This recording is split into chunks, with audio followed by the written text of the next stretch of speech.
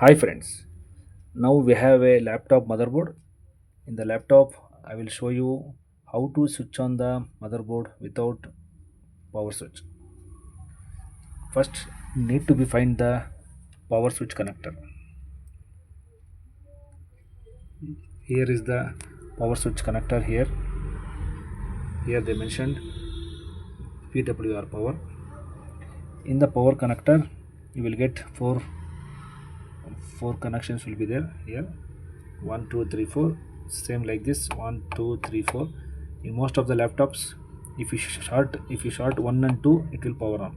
Means if you need to be short one and two like this, it will it will switch on. In some other models, three and four will be there. Okay. In my laptop, in my laptop, if you connect one and two, it will switch on.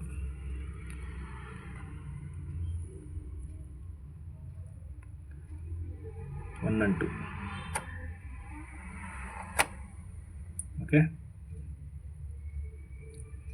Thank you.